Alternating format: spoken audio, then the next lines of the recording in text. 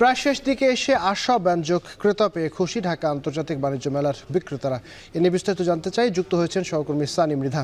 সানি, মেলার শেষ দিকে আসবার পরে তো আমরা প্রতিবারই দেখি যে একেবারে ছাড়ের ছড়াছড়ি চলে।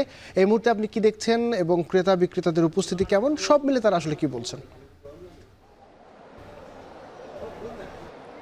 আবির, আমি যদি বলে থাকি যে বেলা যত গড়িয়েছে দর্শনার্থী অর্থাৎ ক্রেতা সমাগম ততটাই বেড়েছে, তবে সেই তুলনায় আমি যদি ক্রেতাদের সঙ্গে কথা বলি, বিক্রেতাদের সাথে কথা বলি, সেই তুলনায় আসলে তাদের যে দর কষাকষি বা তাদের যে কেনার যে আগ্রহ থাকলেও সেভাবে আসলে কিনতে পারছে না দাম বেশি হওয়ার কারণে। একই সাথে আমরা বিদেশি প্যাভিলিয়নগুলোতে ঘুরেছি, সেখানে কিন্তু আমরা বেশি বা কাস্টমারগুলোতে ভিড় করছে কাশ্মীরি পণ্যের উপরে। একই সাথে তুর্কির যে পণ্য আছে সেগুলোর উপরে কিন্তু দর্শকদের একটা আলাদা আগ্রহ আছে।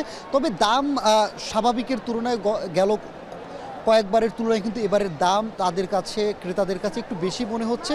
একই সাথে এই বিষয়ে আমরা বিক্রেতাদের সাথে কথা বললাম যে এবারের দাম এত বেশি কেন।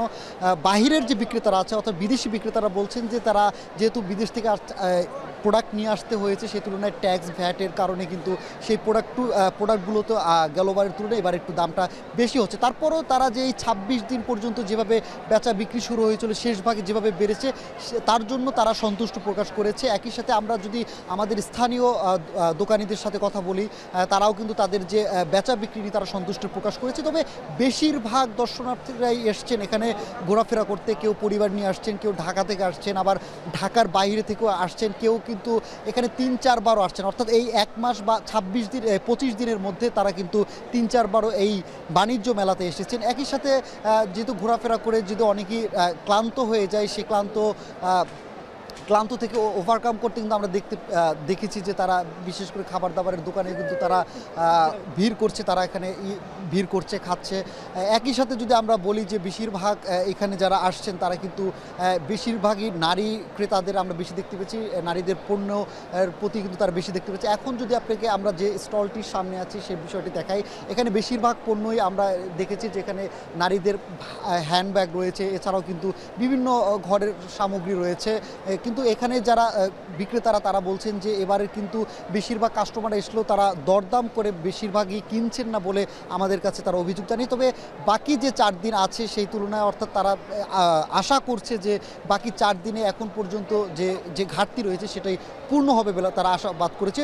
যদিও তারা আমাদেরকে স্পেসিফিকলি বলেছে, নির্দিষ্ট করে বলেছে যে বিশেষ করে তাদের বিক্রির টার্গেটটি রেখে দেওয়া হয় শুক্র ও শনিবার, অর্থাৎ এই সরকারি এই 2 দিনই কিন্তু যেমন দর্শনার্থী ভিড় হয়, একই সাথে যত দর্শনার্থী বাড়ে বেচা বিক্রি কিন্তু সেই সাথে সাথে বাড়ে বলে আমাদেরকে জানিয়েছে। তবে এই যে 2 দিনে তারা অর্থাৎ গতকাল শুক্রবার দিন আমরা তথ্য কেন্দ্রে খবর নিয়ে দেখলাম যে এখানে প্রায় 2 লাখের মতো দর্শনার্থীর আনাগোনা হয়েছে। তবে সেই তুলনায় আজকে শনিবার যে পরিমাণে দর্শনার্থী আসছে, আজকে সবশেষ যে তথ্য আমার কাছে ছিল 50,000-এর মতো লোক সমাগম এখানে হয়েছে বলে আমাদেরকে জানিয়েছে। তো আবির, এই ঢাকা আন্তর্জাতিক বাণিজ্য মেলা নিয়ে সবশেষ এই ছিল আমার কাছে। ঢাকা আন্তর্জাতিক বাণিজ্য মেলা থেকে যুক্ত হয়েছিলেন সহকর্মী সানি মৃধা।